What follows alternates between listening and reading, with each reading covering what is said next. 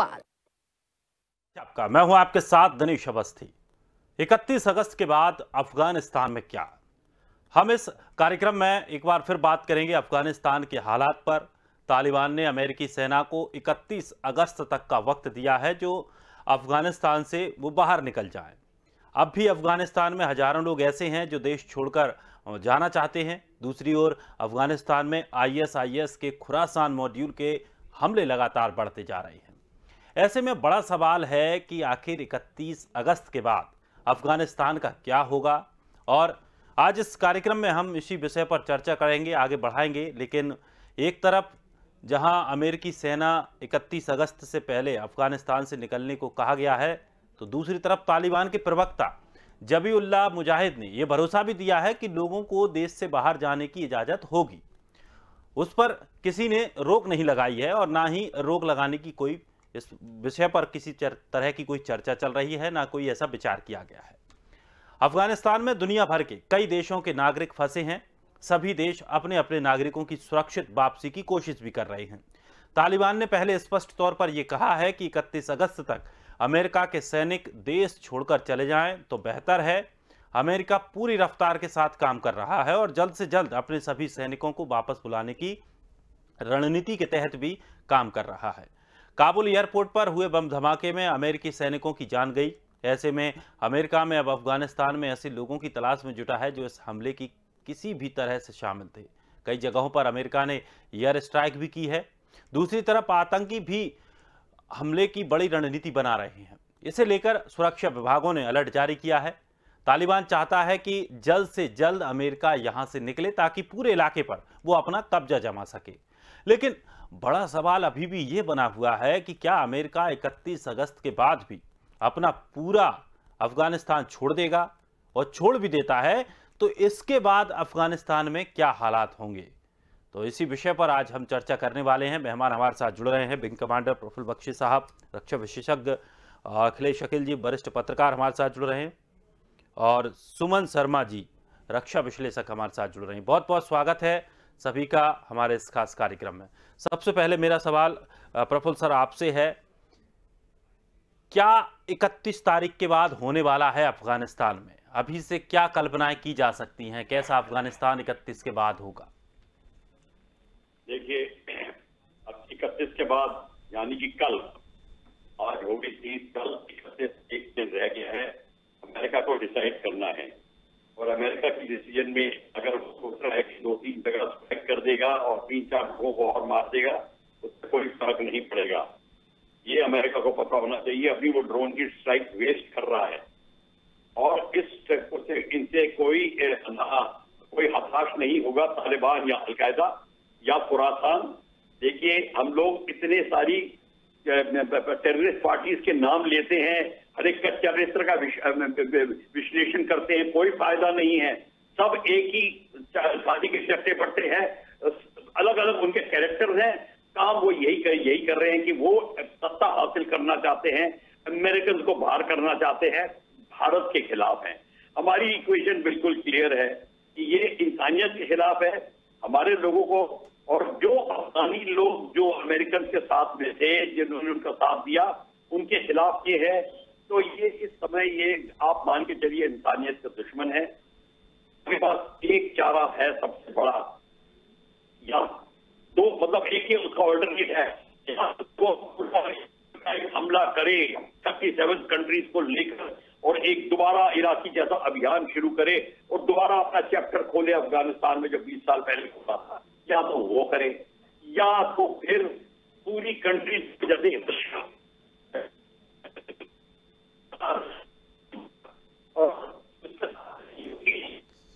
Praful sir आपकी Saudi Arabia, सुनिए, UAE, Saudi Arabia और अपने जो ओआईसी और शंघाई कोऑपरेशन के जो कंट्रीज हैं, उनका तालमेल करके इनके ऊपर अब ये तालिबान पे प्रेशर डालें और सारी अगर इस्लामिक कंट्रीज इनके खिलाफ करा दें तब बात बनती है।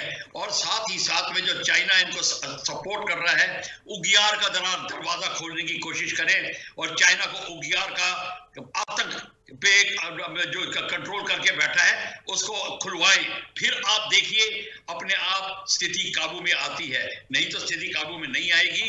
ये लोग अब घुस जाएंगे, आप तालिबान घुस रहे हैं, अपनी गवर्नमेंट बनाएंगे। हाँ, गवर्नमेंट बनाने के बाद उनके प्रॉब्लम जो आएंगे वो हमको, मेरे को पता है और आपको भी पता है। तालिबान में फैक्शन है 4-5, वो आपस में लड़ रहे हैं। खुरासान और जो ISIS एक ही हैं, हम उनको वो अलग अलग बोलना चाहते हैं। वो उनका एक ही एम है, वो तालिबान के खिलाफ है। बेसिकली वो तालिबान के खिलाफ है, अल-कायदा, तालिबान और सब यहाँ पे अपनी हुकूमत जमाना चाहते हैं, जिसको कहते हैं कि सब वो खलीफा बनना चाहते हैं टर्की के साथ साथ। तो इसलिए प्रॉब्लम अब होगी ग्रॉस डिसबैलेंस और अनसर्टेनिटी और इनसिक्योरिटी। चलिए सुमन जी, आप किस तरह से देखती हैं 31 तारीख जो डेडलाइन है उसके बाद क्या होने वाला है? 31 अगस्त डेडलाइन जो है ये एक बहुत ही इम्पोर्टेंट डेडलाइन के रूप में देखी जा रही है। 68 law makers US house of representative ने भी चिट्ठी लिखी अपने प्रेसिडेंट को, जिसमें उन्होंने इसके बारे में प्रॉपर रोड मैप मांगा है कि आगे कैसा होने वाला है और क्या उनका प्लान है, उसे पूरी तरह आउटलाइन करके वो उनकी जो गवर्नमेंट है उन्हें बताए। और उन्होंने ये भी पूछा है कि अल-कायदा और आइसिस अपने रीग्रुप होकर दोबारा वहाँ पूरे फोर्स में न आए, इस बात का वो आश्वासन दें। सभी लोग इवैक्यूएट हो जाएंगे सेफली, इस बात का उन्होंने आश्वासन मांगा है। ऊपर से उन्होंने और भी सवाल पूछे हैं जिनका जवाब उनके प्रेसिडेंट को देना है कि क्या उनके वहाँ पीछे छोड़े गए हथियार तालिबान के हाथ लगेंगे या नहीं, और किस तरह का वहाँ सेफ्टी वाला माहौल होगा या नहीं होगा। तो इस तरह की चर्चाएं चल रही हैं, अटकलें लगाई जा रही हैं अमेरिका के अंदर, क्योंकि वहाँ उन्हें इस बात का डर है कि दोबारा टेररिज्म पूरी तरह रीग्रुप होकर ये लोग सभी ग्रुप्स यहाँ से वापस आएंगे और एक 9/11 वाला माहौल उन्हें याद आता है कि ऐसा वाला दोबारा ना हो। तो ऐसे वाले सवालों के जवाब, इस तरह के डिस्कशंस चल रहे हैं, सवालों के जवाब। लेकिन जो प्रायोरिटी उन्होंने जो अमेरिका ने सबके सामने रखी है और उनकी जो व्हाइट हाउस और पेंटागन की प्रेस ब्रीफिंग्स में भी जब भी 31 अगस्त का सवाल पूछा जाता है तो उसका कभी उन्होंने कोई बहुत ही क्लियर कट जवाब नहीं दिया है कि आखिरी आदमी वहां से हट जाएगा। उन्होंने यही कहा है कि पूरी तरह वो कोशिश कर रहे हैं और करेंगे कि सारा इवैक्यूएशन हो जाए। अभी भी 1,14,400 के करीब उन्होंने इवैक्यूएज का नंबर जो बताया है, जिसमें US के ट्रूप्स और साथ में एलाइज हैं। उसके अलावा इनके और भी हजारों लोग जो अभी तक वहाँ रह गए हैं, उनका भी इवैक्यूएशन उन्हें करना है और उनके पास ज़्यादा टाइम नहीं है। तो पूरी कोशिश प्रेसिडेंट और उनके एडमिनिस्ट्रेशन ने यही बोला है कि वो 31 अगस्त की डेडलाइन को आगे नहीं बढ़ाना चाहते हैं, और तालिबान ने भी उनको इस बात की धमकी दी है कि इस डेट को आगे ना लेकर जाएं। तो ये वाली बात अब कल पता चलेगी। कल रात के 12 बजे तक उनके टाइम के हिसाब से ये डेडलाइन का जो अंत होगा, उसके बाद पता चलेगा कि कितने लोग रह गए हैं और उसके बाद वो प्रेसिडेंट जो बाइडेन क्या फैसला करते हैं। क्योंकि उन्होंने बोला है कि वो किसी को भी पीछे नहीं छोड़ना चाहेंगे, चाहे वो अपने लोग हैं, चाहे वो लोग हैं जिन्होंने उनकी मदद करी थी। और ये वाली बात जो आपने कही थी वो सही बोली है कि तालिबान ने ये नहीं मना करा है कि जिनके पास लीगल डॉक्यूमेंट्स होंगे वो जा नहीं पाएंगे, वो बात सही है। जिनके पास लीगल डॉक्यूमेंट्स हैं उनको इजाज़त मिलेगी कि वो अफगानिस्तान को छोड़ें। तो इसके बारे में भी कल देखना है। जिस तरह वायलेंस का माहौल बन चुका है, बॉम्ब ब्लास्ट हो रहे हैं, ड्रोन स्ट्राइक्स चल रही हैं, रॉकेट्स की फायरिंग चल रही है, तो ऐसे वाले माहौल में कितनी सेफली लोग इवैक्यूएट हो पाएंगे और कितने लोग रह जाएंगे और उन्हें किस तरह निकाला जाएगा। क्योंकि माइग्रेंट्स और रेफ्यूजीज की प्रॉब्लम अमेरिका के सामने ये आ रही है कि उन्हें एक्स्ट्रा बेसिस की जरूरत पड़ रही है इन लोगों को रखने के लिए। तो एक ये वाली समस्या भी है जिसके ऊपर डिस्कशन चल रहा है।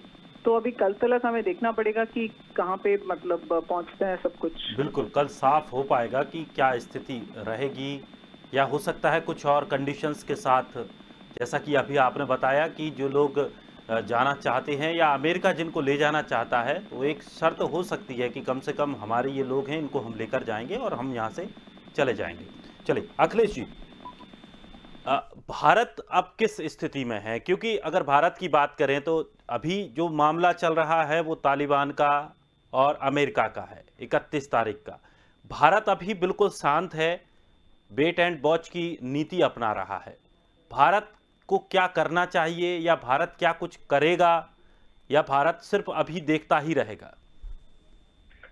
देखिए, ये जो है ना, आपको बता दें कि ये जो कल की तारीख जो है 31 तारीख वाली, ये तो मान लीजिए कि अमेरिका के साथ एक एग्रीमेंट था, सो कॉल्ड एग्रीमेंट, बातें कही गई थी अमेरिका को कि 31 तारीख, और अमेरिका ने उस तारीख को तय किया था कि 31 तारीख तक हम सारा एयर लिफ्टिंग कर लेंगे। अब ये जो है ना 31 तारीख वाली जो पूरा मसला है, ये पूरा एक राजनीतिक मसला है। तालिबान बिल्कुल ये ही बात चाहता है कि अमेरिकी सैनिक जल्दी से जल्दी अफगानिस्तान को छोड़ दे। उससे तालिबान को दो फायदा है, एक तो अफगानिस्तान पर उनका पूरा कब्जा हो जाएगा, वो अपना डिसीजन ले पाएंगे और अपने अकॉर्डिंगली जो है पूरा काम उनको करना है। दूसरी चीज ये है कि तालिबान कभी नहीं चाहता है कि अमेरिकी सेना यहाँ पर रहकर कोई और गतिविधियां करे। अमेरिकी सेना जैसे ही वहां पर रहेगी तो अमेरिका की निगाह हमेशा वहां की एक्टिविटी पर रहेगी। तो 31 तारीख इसलिए ही तालिबानियों के लिए महत्वपूर्ण है। और जहां तक भारत का सवाल है, तो भारत अभी तक जो भी भारत की तरफ से शांत निगाहों से भारत उसके पूरे खेल को समझ रहा है। आपका जो डिफेंस विभाग है, हमारे भारत का जो डिफेंस विभाग है, खुफिया विभाग है, सबकी चौकन्ना नजर है अफगान मसले पर, तालिबान की एक्टिविटी पर। और 31 तारीख कल के बाद ही भारत कोई और डिसीजन लेगा, क्योंकि भारत के साथ एक ही प्रॉब्लम है, और वो प्रॉब्लम नहीं बल्कि एक चुनौती है भारत के सामने, क्योंकि अफगानिस्तान में तालिबानियों का जो भी एक्टिविटी चल रहा है वो सारे आतंकवादी गिरोह हैं, उसमें पाकिस्तान का सहयोग है। और जो भी अभी जो उसमें जो है ना, चाइना जो अपना हस्तक्षेप कर रहा है, उधर से रूस का हस्तक्षेप हो रहा है। भारत सारे हस्तक्षेपों को देख रहा है और अपनी ताकत के साथ ही इनका जो इफेक्ट लगा हुआ है अफगानिस्तान में, उसको भी समझने की कोशिश कर रहा है कि हम अफगानिस्तान में और आगे क्या रणनीति बना सकते हैं। उधर अफगानिस्तान की तरफ से जो तालिबान बार बार ये कहते सुना जा रहा है कि भारत के साथ हम संपर्क अच्छा रखते हैं, संबंध बनाना चाहते हैं, भविष्य में हम अच्छा काम करेंगे। लेकिन यह केवल उनका एक बयान है, उनके बयानों पर विश्व बिरादरी आज तक यकीन नहीं करता है, तो भारत फिर कैसे यकीन करेगा। वो एक तरफ बयान देता है, दूसरी तरफ हमारे देशों में पाकिस्तानी आतंकियों के साथ मिलकर हमला करवाता है, और ये रिकॉर्ड है, पूरा इतिहास है। ऐसी स्थिति में कल जो 31 तारीख एक तरह से पॉलिटिकल डेडलाइन, तो कल वाली तारीख को पूरे हिसाब से देखना पड़ेगा, देखने के बाद ही भारत कोई अगला कदम उठाएगा। बिल्कुल, भारत भी अभी इंतजार में बैठा है कि आगे और क्या स्थिति बनती है। बख्शी सर, जिस तरह से अगर चाइना की बात करें तो चाइना तो तालिबान का सपोर्ट किया उसने, और अभी भी कर रहा है, उसके बहाने वो अफगानिस्तान में अपनी जगह मजबूत कर रहा है। भारत ने बहुत वहाँ पर इन्वेस्टमेंट किया, लेकिन इन्वेस्टमेंट करने के बाद भी भारत बिल्कुल दूर है। तो क्या इस बात को लेकर चाइना भारत को उंगली दिखा रहा है, कि आंखें दिखा रहा है कि देखो तुमने यहाँ पर इतना आकर इन्वेस्ट किया और अब हम यहाँ पर इनके साथ रहेंगे? या फिर अगर उसकी ज़्यादा गहराई दोस्ती अफगानिस्तान के साथ होती है तो भारत का क्या इस पर कोई असर पड़ सकता है? पहली बात कही है कि उंगली दिखाने की बात ही नहीं है, ये तो सफा दीवारों में या पहाड़ों में लिखा है कि भारत की स्थिति बिल्कुल कमजोर हो गई है, चाइना की स्थिति बड़ी तगड़ी है। और इसलिए कि चाइना अपनी CPEC, OPOR के जो प्रोजेक्ट हैं जिसको वो एक्सटेंड करना चाहता across Afghanistan into Syria Republic, वो करेगा, उसके लिए वो पैसा लगाना चाहता है। और एक बात बता दूं कि इक्वेशन याद रखें, चाइना ने बांग्लादेश, श्रीलंका और पाकिस्तान के ऊपर पैसा लगा के उनको डेट पे चढ़ाया हुआ है, यहाँ तक कि वो अपनी जमीन की 10 साल के लिए उनके पास में, जिसके वजह कॉलोनी बना रहे हैं। श्रीलंका में जैसे आपको पता है, एरिया और सारा का सारा चाइना क्लेम करने की कोशिश कर रहा है, और तालिबान पाएगा उसके आगे घुटने टेक कर पैसे लगाएगा। वही जो अंग्रेजों की हालत थी इंडिया में जब आए थे शुरू में घुटनों के बल, वैसे ही हालत होगी, क्योंकि तालिबान कहेगा मैं अपने इस्लामिक कंट्रीज को मिलके तुम्हारे उग्रवाद की प्रॉब्लम खड़ी करता हूं और वहां पे चाइना फेल हो जाएगा। इसीलिए चाइना को अपनी ये भी इक्वेशन पता है, पर भारत के सारे प्रोजेक्ट्स को दबा के रखेगा। वो यहां तक की कोशिश कर रहा है कि तालिबान और पाकिस्तान के फाइटर्स मिलके भारत के प्रोजेक्ट्स को उजाड़ दें। हमारे 3.5-4 बिलियन जो लगे हुए हैं सारे के सारे, क्योंकि फिर वो उसका मॉरल वो स्टैंडिंग हो जाएगी कि मैं आपको ये सब कुछ बना के देता हूं। ये करने की लिए मेरी जो उसकी जो इच्छा है वो दर्शाने की कोशिश कर रहा है। हालांकि गुड एलिमेंट्स इन तालिबान जो हैं, जो कि लीडरशिप लेना चाहते हैं और वर्ल्ड में रिस्पेक्टेबिलिटी हासिल करना चाहते हैं, वो ये होने नहीं देंगे, वो नहीं चाहेंगे। और ये भी चाहते हैं कि भारत को बिना किसी वजह नुकसान ना पहुंचाए और उसको उकसाए ना, क्योंकि आगे की स्थिति में सिक्योरिटी इक्वेशन में भारत आ सकता है, चाहे क्वाड के थ्रू, चाहे अमेरिका को सपोर्ट करे। अगर लड़ाई बढ़ जाती है फर्ज करिए और बॉम्बर्स वगैरह आने शुरू हो जाते हैं दिएगो ग्राशिया से बॉम्ब और मॉरिशियस से इत्यादि, और बेनता बॉम्बिंग होती है, भारत उनको लॉजिस्टिक सपोर्ट देगा, ये जरूर होगा। और भारत तब पीओके में अपना अभियान स्टार्ट कर देगा, और अब जो पहले हमें करना चाहिए, और पाकिस्तान और तालिबान के फौजों को रोक देगा, और रोक सकता था जो हम चूक कर गए। खैर ये प्रॉब्लम है और ये चाइना अच्छी तरह समझता है, भारत भी समझता है, तालिबान भी समझता है। तो इस समय भारत की स्थिति कोई मजबूत इतनी नहीं है, मजबूत मतलब स्टैंडिंग, पर हमारी स्टैंडिंग मजबूत तब होगी जब हम पीओके को सिक्योर करेंगे और जम्मू और कश्मीर को बचाएंगे। नहीं तो हम वही होगा कि जब पहले पानी सिर पे निकलने लग जाएगा फिर हम तैरना सीखेंगे, ये नहीं होना चाहिए। चलिए सुमन जी, एक सवाल ये भी है कि क्या अमेरिका ISIS के जो खुरासान है उससे बदला लिए बिना अफगानिस्तान से निकलेगा? क्योंकि अमेरिका को माना जाता है कि वो अपनी दुश्मनी को सही तरीके से निभाता है, अगर बदला लेना है तो बिल्कुल अपने लक्ष्य को पूरा करके ही मानता है। तो क्या इस समय जैसे जो अभी हमला हुआ जिसमें कई सैनिक मारे गए, तो क्या अपना बदला लिए बिना अमेरिका वहां से निकलेगा? बदला तो शायद उन्होंने ले लिया, जिस तरह उन्होंने स्टेटमेंट में बताया कि उस दिन ड्रोन स्ट्राइक में उन्होंने एक प्लानर और एक फैसिलिटेटर को मारा है और एक आदमी वुंड हुआ है, मतलब इंजर हुआ है, घायल हुआ है। तो उन्होंने इन तीनों के बारे में तो अपनी प्रेस ब्रीफिंग में कंफर्मेशन दिया कि उन्होंने ड्रोन स्ट्राइक करके बदला ले लिया है उस ब्लास्ट का जिसमें उनके 13 सैनिक मारे गए थे, और वैसे ही टोटल 160 लोग शायद मारे गए थे।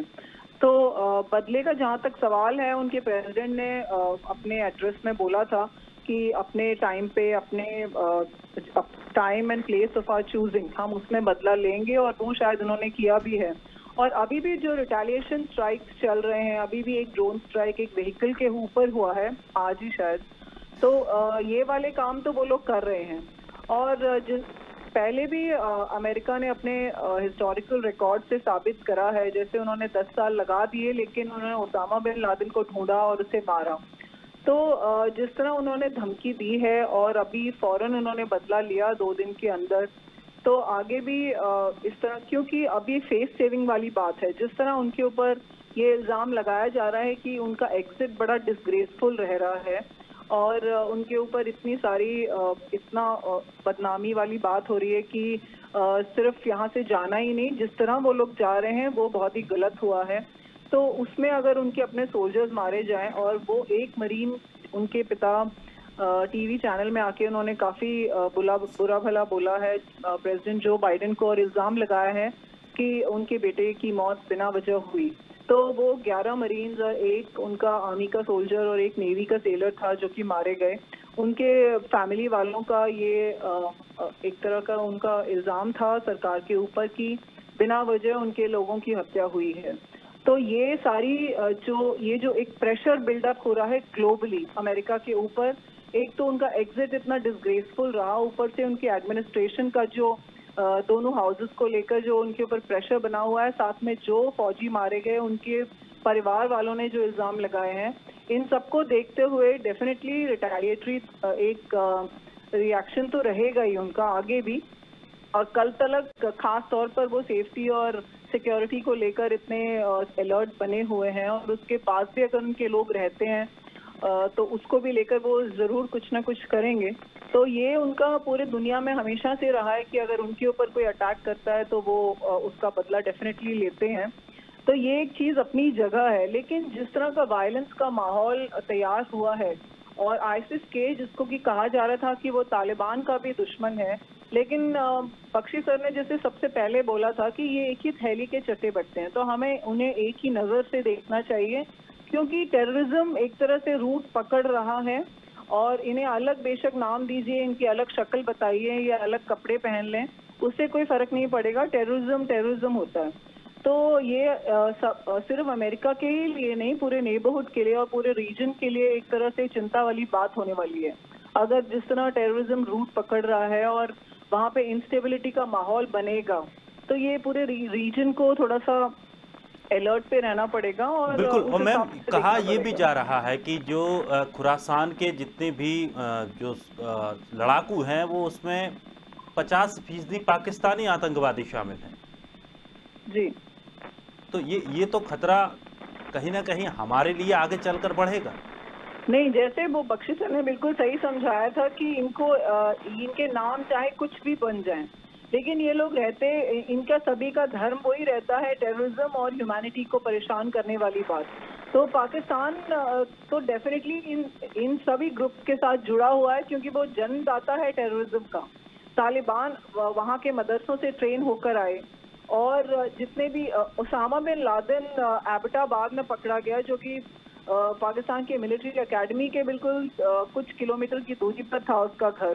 तो ये वाली बात, इसमें कोई दो राय वाली बात नहीं है, ना ही कोई डिस्कशन की बात है, ना ही कोई शक की बात है कि इनको ट्रेनिंग वहीं से मिलती है, और इन्हें जो भी सपोर्ट मिल रहा है आज की भी तारीख में, ये सब पाकिस्तान से मिल रहा है। तो आईसिस के हो, चाहे उन्हें नॉर्थ ईस्ट ईरान का बोला जा रहा है, लेकिन ये सब मिला जुला ग्रुप है। तालिबान अपने आप में एक होमोजीनियस ग्रुप नहीं है, उसमें भी मैंने सुना है कि 5 या 6 तरह की वैरायटीज हैं और कैटेगरीज हैं। तो ये सब पाकिस्तान से ट्रेन होकर आए थे पहले मिड 80s में, और उसके बाद अभी ये लोग जिस तरह के ग्रुपिंग्स बना रहे हैं, चाहे ये किसी भी नाम से जाने जाएं, लेकिन ये काम वही करते हैं, डिस्टेबलाइजेशन करना, और इससे पूरे रीजन को नुकसान होने वाला है। बिल्कुल। प्रफुल्ल सर, एक बात जानना चाहें, क्या ये जिस तरह से तालिबान, ये ISIS, खुरासान, जो भी तमाम जो आतंकी गतिविधियों में शामिल लोग हैं, क्या ये पाकिस्तान के लिए भस्मासुर का काम करेंगे? देखिए, ऐसा है, आपने पहले ही देख लिया था कि जब तालिबान बना रहे थे, अमेरिका और ने मिलकर इन सबको बनाया रशिया के खिलाफ, उसके बाद तालिबान आके प्रॉब्लम खड़ी करने लगे पाकिस्तान में। और फिर पाकिस्तान में जो जैसे मैंने पहले बोला और जैसे अभी सुमन जी भी बोल रही हैं, तालिबान के 6 जो हैं, उनमें जो मेजर फैक्शन है वो पख्तून तालिबानी है, और अफगानिस्तान में पश्तून हो जाते हैं। ये इनके दूर के रिश्ते हैं इनके, और इन तालिबानों में भी शिया सुन्नी का बहुत जोर पड़ा हुआ है, इनमें भी बड़े असर पड़े हैं, इन्फ्लुएंस है, इनकी भी आपस में लड़ाई चल रही है। तो आपस में इनको पाकिस्तान, अगर सारी लड़ाई खत्म हो जाती है, सारी पाकिस्तान पे जहर फैलेगा। मतलब ये है कि फ्रैंकेनस्टाइन मॉन्स्टर आपके हाथ में है, या तो आप उसको दुश्मन पे लगाइए या आप खुद तड़पिए। तो ये पाकिस्तान को प्रॉब्लम रहेगी, इसलिए पाकिस्तान की आर्मी ने इसको कंट्रोल रखा था। सारी की सारी गेम में पाकिस्तान की आर्मी का ये सारी चाल है, और सारे हैंडलर्स, सारे planner Pakistani army, ISIS, Khurasan, ये मिलके कर रहे हैं जिन पे अटैक हुआ था। और अब मैं बता दूं कि अब ये सारे का सारा चलेगा। और जैसे अभी रिवेंज की बात कर रहे थे कि क्या अमेरिका रिवेंज लेगा, अमेरिका रिवेंज क्या लेगा? अगर तो ढंग की लड़ाई करेगा तो लड़ाई करेगा, 5-6 स्ट्राइक और कर देगा, 5-6 लीडर और मार देगा। आप जितने मारिए उतने पैदा होंगे, बल्कि जूनियर वगैरह जो आना चाहते हैं, जिनको प्रमोशन मिल जाएगी, वो ज्यादा अमेरिका को सलाम करेंगे कि अच्छा हुआ आपने हमारे लीडर को मारा, हमारे को मौका मिला। यहाँ तो इतनी भारी मारामारी पड़ी हुई है। तो इसीलिए मैं ये बता रहा हूं कि जो सारी की सारी जो प्रॉब्लम खड़ी की है, और बेआबरू होकर अमेरिका जिस तरीके से निकला है इस जगह पे, अमेरिका उसको हजम नहीं कर पा रहा। वो चाहे कितने भी स्ट्राइक कर ले, जब तक उसको नेटो कंट्रीज का सहारा नहीं मिलेगा, बाकी कंट्रीज की, हाँ आप यहाँ पे अभियान चलाइए मिलिट्री, और बिना सऊदी अरेबिया को और यूएई को जिसको नुकसान पहुंचाए बिना, उनको अपसेट किए बिना अगर वो करेगा तो हो सकता है, नहीं तो वो बेआबरू का बेआबरू रहेगा। और जैसे कि पुराना एक शेर है, सुनते आए थे खुद से आदम का हम निकलना, बड़े बेआबरू होकर अमेरिका अफगानिस्तान से कैसे निकले। बात सारी ये है, बल्कि वहीं के वहीं पे पड़े रहेंगे, हर जगह से बेआबरू होकर निकले हैं। अमेरिका के मन में एक कसक तो बनी रहेगी, अगर वो चला भी जाता है तो उसके बाद एक कसक बनी रहेगी कि मैं ये नहीं कर पाया।